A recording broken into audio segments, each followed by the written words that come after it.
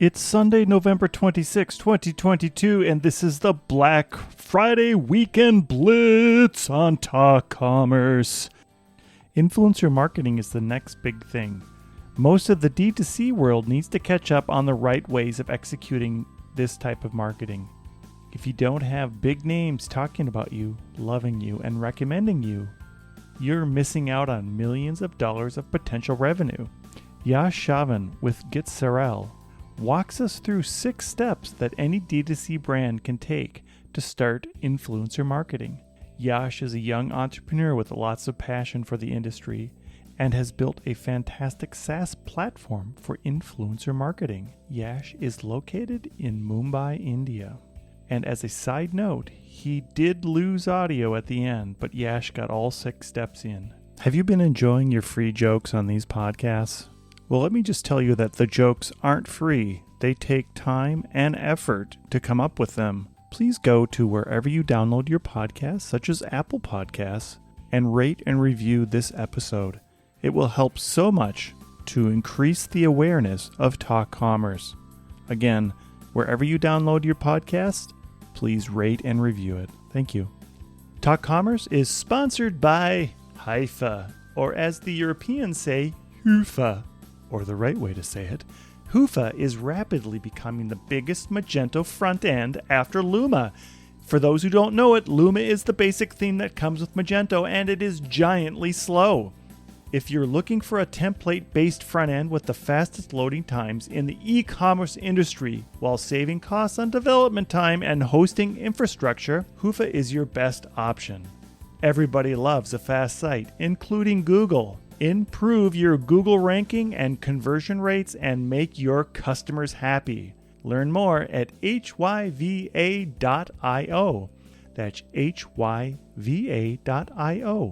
My name is Brent Peterson, and I'm your host. Please remember to subscribe wherever you download your podcasts. And now, Talk Commerce. Welcome to this episode of Talk Commerce. Today I have Yash Chavan. He is the founder of Sarel, an influencer marketing agency. Yash, go ahead and introduce yourself. Tell us your day-to-day role and maybe one of your passions in life. Sure. Hey, everybody. Brent, thanks for having me on. I'm Yash. I'm the founder at Sarel. We're both an influencer marketing platform, so brands can do influencer marketing themselves. And we also have an agency component to it, so we also do it for brands. So my day-to-day is split between nowadays more towards the product because I feel strongly that there should be a product like Sarel. So most of my time is towards product, but we also work with brands and I have the team who does that. And as an intro, maybe I'm a marketer through and through. I started in sales, but then I fell in love with marketing. And then in that, I worked with a couple of DTC brands, started an agency, and now we're building this SaaS product for DTC brands to use. Very cool. And I warned you in advance that we're going to do the free joke project. So Before we dive into our content, I'm going to tell you a joke, and then all you have to do is tell me if you think it's free or if we could charge for the joke later. Okay. All right, here we go. What's an astronaut's favorite part of a computer? The space bar. Okay. That's a dad joke. Okay. I think that will be free. I wouldn't pay for that one. That's a dad joke. Okay, good. So you said free, right? That's a free joke? Yeah, that's a free joke. All right, good. All right, let's dive right in. So brands that consider influencer marketing, why would they consider influencer marketing? Yeah, so this was a question that I personally faced as I was doing. So the agency before was just like a general marketing agency. We just used to work with brands and do marketing for them. So a couple of our clients were facing the adpocalypse, right? So the Facebook ads weren't working as well. The tracking wasn't working. The CACs weren't right. They weren't able to even make profit from the acquisition cost. So I was sitting there, I was thinking, how do I help these brands? What should we do? And then eventually, like fundamentally for me, it just boiled down to word of mouth. Like that's the oldest marketing channel in existence. Before all of the tech, all the media and Facebook and influencers and social media, everything, word of mouth was the only way you came to know of something. You probably heard someone buy it or saw someone use it. And then the way I think of influencers is that it's just word of mouth, but at scale. So instead of word of mouth being one person talking to 5 people, it's one person talking to 50,000 people. And that's how it's just like word of mouth on steroids. That's how I like to think about it. So I think that's why brands must do it, is because not because everyone, there's multiple reasons why brands do it nowadays. It's cool to do influencers. It's nice. It feels nice when someone popular tags you on social media. That's all fine. And everyone else is doing it. That's another reason. But I think fundamentally thinking of marketing, it just boils down to that people trust other people. People don't trust ads. People don't trust brands. They just trust other people. So if you work with creators and if you align your brand with creators who are already creating content, who have the trust of an audience, then it's a no-brainer that influencer marketing should work for you. So yeah, that's my why behind it. Maybe walk us through the steps for getting or finding a creator, or why you'd find a creator, and then how do you know you can trust that creator to represent your brand? Yeah, so one of the things with influencer marketing is that it's not straightforward. When you say when a brand decides to do influencer marketing, they can decide, but they don't know what to do next. They don't know what's the first step. Like, where do I find creators? How do I reach out? Do I DM them? Do I comment? Do I email? What do I even say to them? How much do I pay them? There's so many questions. It's not as straightforward as just going on Facebook or going on TikTok Ads Manager and running an ad campaign. So I created like this, in retrospect, we did this for brands, and then in retrospect, I created this 6-step system. So I'd like to go through it if I have your permission, and it'll cover everything from how to start to how to pay them and stuff like that. Should we do that? Yeah, let's do all 6 steps. Let's go. Oh, awesome. Cool. So the first step is finding influencers. I think that's obvious. So you're going to find the right creators who you want to work with. So the way tactically you do that is you come up with 3 to 5 core hashtags around your brand. So let's say you're like a sustainable skincare company. So your core hashtags are something like hashtag sustainable skincare, hashtag minimalist daily routine, stuff like that. So you come up with these hashtags, and then you go on Instagram. First of all, you don't have to sign up with an agency or an expensive data provider to do this. The best data that exists is already on platforms such as Instagram, YouTube, and TikTok. So you just come up with these hashtags. Be scrappy with it to start. Don't sign up for a platform. Don't get Saral. Just go on Instagram, search for these hashtags, and see who's creating content around that. And then based on that, you're able to then see their links, see their content, see if it's authentic or not. This is more qualitative than it's quantitative. You can't judge it based on the number of likes or comments or engagement rate and all these fancy metrics. It's mostly just your human sense of, okay, is this person someone who I would trust? And then by proxy, is he or she someone that my buyer would trust? So then you just create a list of maybe 50 or 100 creators like these. And then that brings you to step 2, which is reaching out to them. So where most brands fail when it comes to reaching out to creators is that they ask first. So they'll reach out and they'll say something like, hey, we want to work with you. We'll pay you X amount to post about us. And that seems natural because you come from that old school PR transactional model of doing influencers. But it doesn't work nowadays. It's more about relationships and giving first and seeing if that creator is truly aligned with your brand as opposed to just paying them for a post. So your step 2 outreach should be a give first outreach where you offer to give them commissions, you send them free product, you do something special for them to stand out. Because if a creator has 70,000 followers, there's at least 10 brands reaching out to them every week. So how do you stand out? You stand out by giving first. You send them free product, you tag them in a story, you really blow them away with the unboxing experience, something like that. So that's step 2. And then step 3 is actually what I call your creator offer. So once you reach out and once you start getting feedback from creators and whether or not they're interested, that's when you can create your creator offer. That basically consists of 3 parts. So the first part is what's in it for the creator? Is it like a flat fee? Is it like some commission incentive? Part 2 of the creator offer is basically what's the discount for their audience? You get something and then your audience gets this because you got to incentivize the audience to buy from you. And then the third part of the creator offer is basically any perks, any free products, any event invites, any other extra stuff that you have for the creator. That's part 3. So you create your creator offer as you're talking to them, then you do all the negotiation, you onboard them. And then step number 4, which is a bit kind of mundane, or people think it's mundane, it's shipping. So shipping and unboxing, in other words, because like they say, unboxing is the only user touch point that has a 100% open rate. So you don't want to send them a cardboard box. You want to wrap it. You want to make it special, add a personal note, add a QR code there, When they scan it, it takes them to a video of the founder inviting them to become an ambassador. Do something special with the unboxing that really blows them away and makes them want to post about you. They don't even have to think. They're so excited by simply unboxing your product that they'll post about you. You gotta go to a big extent there.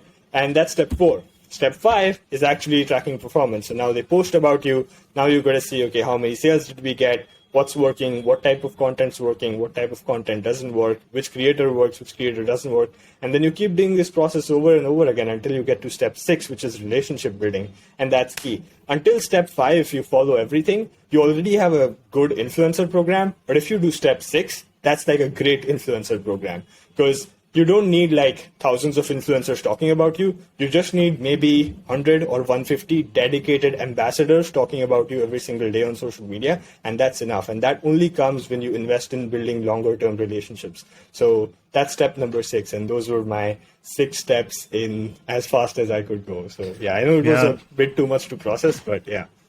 No, that's great. Let's go back and unpack, because yes, you did go through that in 3 minutes, which is fantastic, but we have more time than that.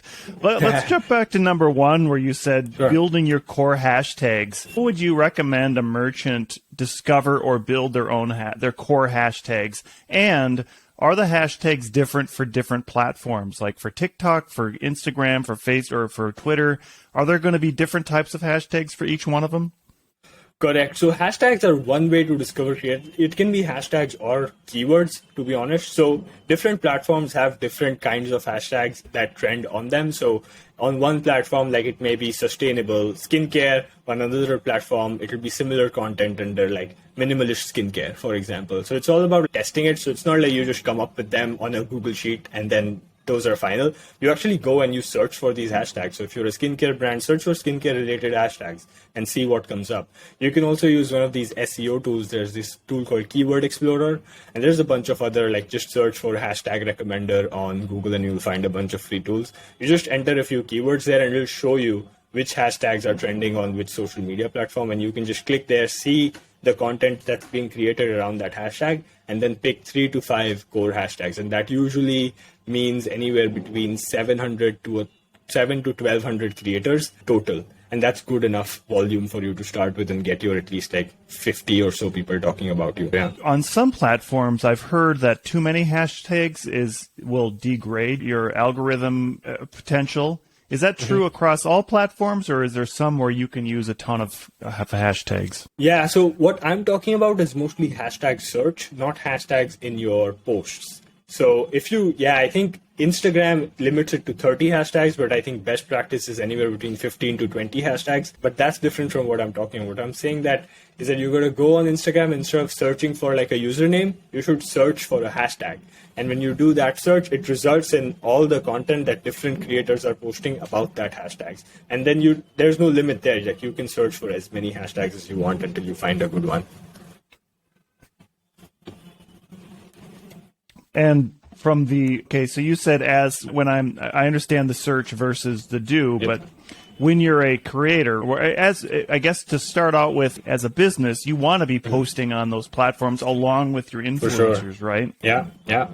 Is there a limit to the amount? So you said 15 to 20 on Instagram would be the limit? Yeah, that's best practice. TikTok's less about hashtags, more about content. So Instagram hashtags still work to a certain extent. I won't say they're a huge factor as much they were like 3 to 5 years ago. So Instagram, you should probably still do hashtags, but TikTok's so much more about content. Their algorithms, I think, smarter than Instagram's is, and they just promote good, high quality content that gets engagement. So yeah, TikTok's all about the content. So I don't think brands should worry too much about the hashtags. Just worry about creating good content, and then it should work for itself. Let's jump to TikTok. When you're promoting on TikTok, then how do you determine who would be the best influencer for you as a merchant on TikTok? Yep. So if you find them under a hashtag, you're already pre-selecting for them to be talking about a certain industry. So let's stick to the skincare example, right? So if they're already posting about like their skincare routine or their morning routine, then you know that they can somehow in the future plug your product in their morning, in like a future morning routine video or a skincare video, right? So you're already pre-selecting for that content bias. Now all that needs to be done is like a qualitative, and you can start with quantitative. So look at stuff like their metrics, like their engagement rate, their like their comments to likes ratio, like how many people are commenting versus liking, stuff like that. And that'll give you a fair sense. But again, that's so subjective across industries. You should just I just personally to review every creator's profile, at least when I'm starting out. Don't do the whole bulk search thing, like actually go in and do things that don't scale. Look at their content, see if you trust them, see if they are charismatic, enthusiastic about what they're talking about, or if they're just doing it, reading off a script and not being passionate about it. So yeah, it's more about, with influencers, it's so much more about just like getting the vibe of the creator, seeing how they interact with their fans in the comments. Are their fans commenting, but they're not responding to them? That means that the creator is just not interested. But if they're enthusiastically responding, they're active on their stories, for example, that means they're invested in creating content. And those are the kinds of creators that you want to work with. So our listeners are going to be merchants mostly, and they would be looking for a creator. Would you be, and you talked about getting to know them. If you have a creator, let's just talk about running shoes, who's promoting two different brands, would you not look at that creator if, say, they're doing Hoka and they're doing Nike? Should they be all in on one brand? I think when you start, you need these diehard fans of ambassadors.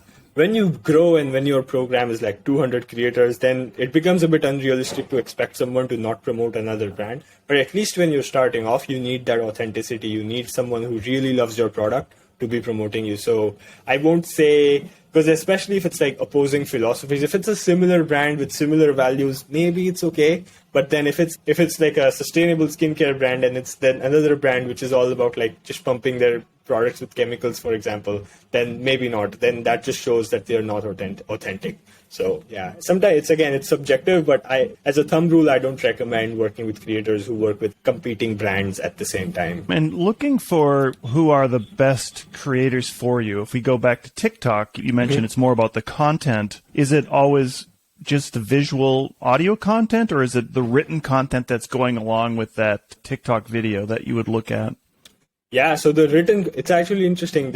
On TikTok, I've seen that the caption, like the caption that they write on the video, also matters a lot on how viral the video goes or how many views it gets. So sometimes creators would actually split, the serious ones, they split test this. So they'll have different hooks. The video would be the same, but then they'll say something else on the caption and they'll test it and see which one works. And it's really interesting how much difference that one line of caption makes, because that's the hook, right?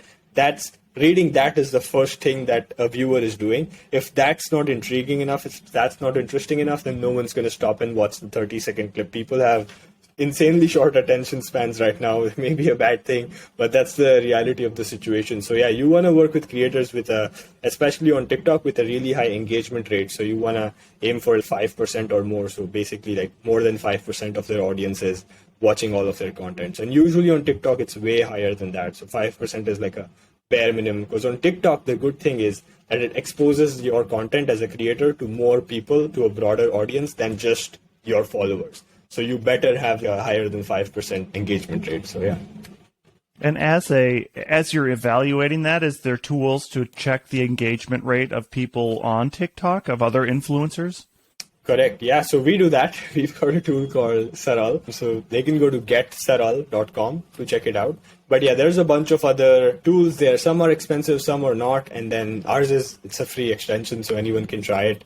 But yeah, engagement rate is something that you should check. One good thing about our tool, and sorry, I'm just being a bit salesy here, is that we actually show you what's good and what's bad according to the platform. So some tools you'll see, let's say you're a new brand trying influencer marketing and you see a 3.62% engagement rate. You don't know, like 3%, maybe less. At 3 out of 100, that may be bad on one platform, that may be good on another platform. As a brand, you don't know. So we actually have these labels that show them, okay, avoid this. This is bad, but it's okay. This one's decent. This one's great. This one's excellent, and stuff like. We also show viral potential. So if someone's gone viral in the past, we show that this person can go viral with your post. So we have these interesting like assistant-like features. So yeah, there's tools on the market. So you said the reach out standpoint, you want to be careful how you reach out to them. You just don't want to say, hey, we're going to pay you to do our thing.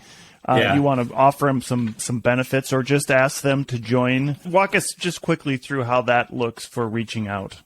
For sure. So usually like my outreach script is something like, hey, first name, saw your post about, and this is all personalized, right? Saw your post about X on TikTok.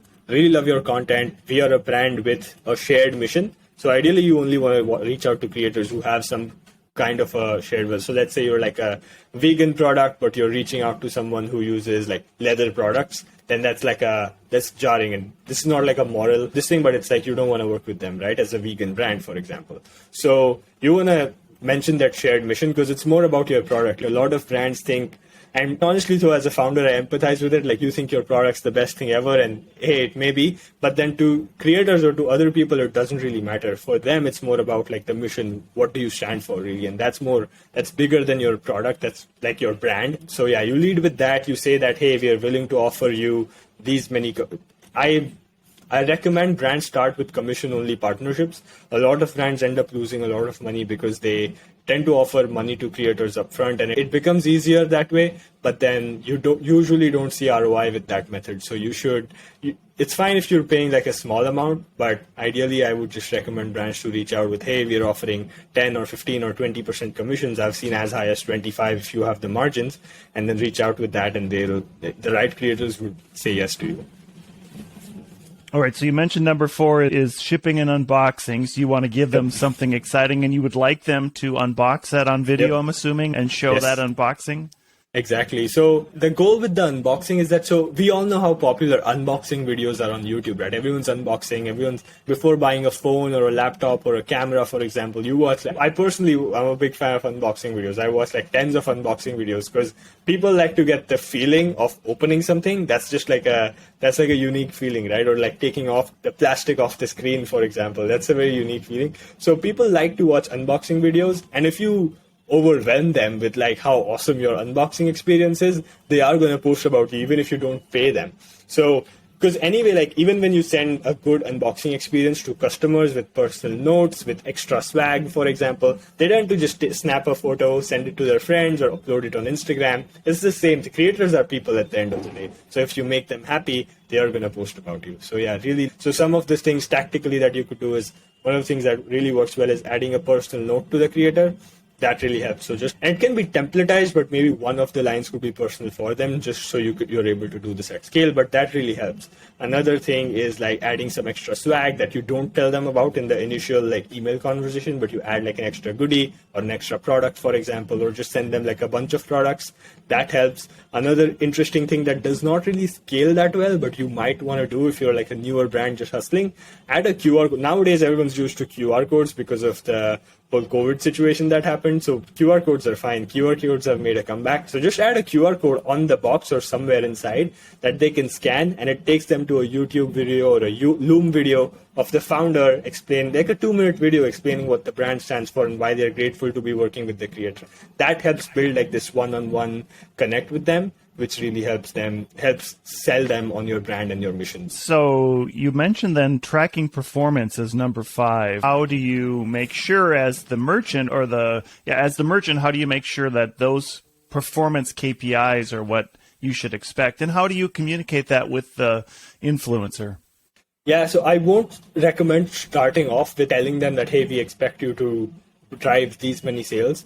If you do a good job at all the other steps, you've vetted the creators well, you've reached out to them with a give first approach, you've overwhelmed them with your unboxing experience, you've built a great creator offer, you've done all of that. I think performance kind of takes care of itself because all of that is like the setup work for the actual game to happen. So all of that is training, and now you're in the field playing the game, right? So yeah, it's mostly like how you track it in the early. There's tools to do it. There's like special links and affiliate links and blah blah blah that you can use. But mostly the way I've seen new brands do it who are new to this, they just do discount codes. So just generate a discount code on Shopify for any platforms. You can generate a discount code. Just give that discount code, ship it, add it to the personal note, for example, that hey, we're sending you this free product, but we also generated this Brent 10 discount code if you choose to post about it. So your audience gets a 10% off, something like that. So you do that, and when they post, they obviously share their discount code, and whoever uses that, you can track that on your backend. So yeah, that's usually how it's done, and you can go advanced with it once you're more mature, once there are more creators. You can use some kind of affiliate tracking platform to do it. But yeah, in the early days, I just recommend do discount codes for tracking.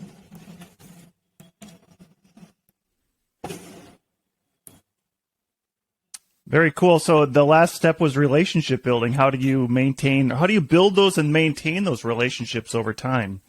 Yeah, that's a tricky question. It's so qualitative and brand to brand. It really depends on this. It's like asking how do you make friends, right? So it's really up to you as the marketer or the founder to reach out to them, say once they post, thank them about it, reuse their content, reshare their content on your organic social, send traffic their way. Just do things like just assume you're a friend and do things, behave as if you're a friend, and eventually the friendship would come. So once you do that and you start acting in that way where you're sharing their content, promoting them on your socials, do stuff like that, randomly send them another free product some other time. So once you keep doing that, you really build that trust. And again, it's all about giving first and then give weight, and then eventually it comes back. So yeah, that's mostly like my framework around relationship building. I don't think there's steps for everything else, but there's no like step by step for relationship building. It's mostly about just like doing it, being a good person, and being their friend. So yeah.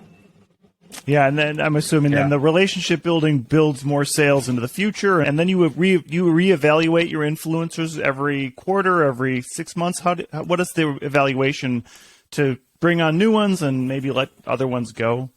Yeah, under relationship, we've never really let go of an influencer because we don't do the paper post model. We are we tend to avoid the paper post thing, to be honest. So we've never really let go of someone. Sometimes people just drop off. They have other priorities. They get other brands who are like paying them big sums to post about them. So your brand takes a side step, but that's fine.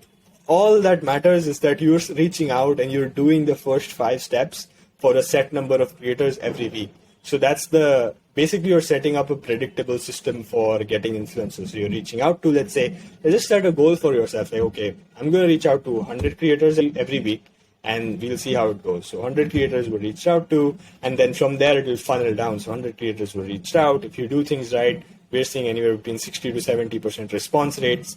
You also follow up with them, so that helps boost the response rates. You're talking to 70 a week, you're shipping products to 50 a week, and then 25 of them are, let's say actually posting about you. So once you have that consistent flow, it doesn't really matter. And of those 25, maybe anywhere between 5 to 10% of them would really become true ambassadors, and that takes 6 months to build. And then you have that army of 70 to 100 creators who are consistently promoting you. And just to make sure that they continue to be happy as the merchant, do you continue to talk to them and keep them engaged and making sure that they know all the new ups and downs of your product? Is there a strategy in that?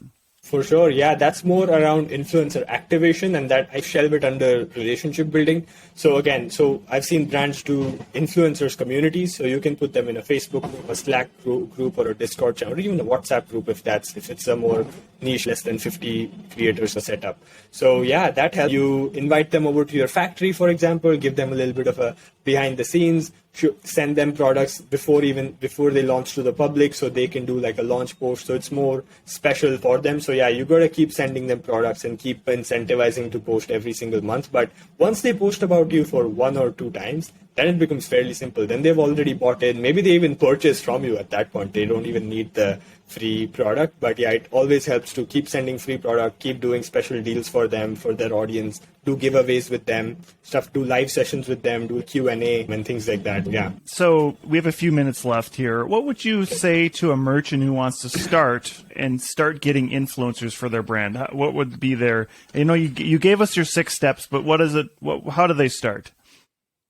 The easiest, lowest hanging fruit way to start is just send out an email to your customer list. That's the easiest. Thank you for making it to the end of this episode of Talk Commerce. Please rate this episode wherever you download your podcasts. We are actively looking for people to participate in the Free Joke Project. Go to talk-commerce.com and sign up for your free spot on the Free Joke Project. If you are a business, I will do a 30-second elevator pitch in the spot to help promote your business. That's talk-commerce.com.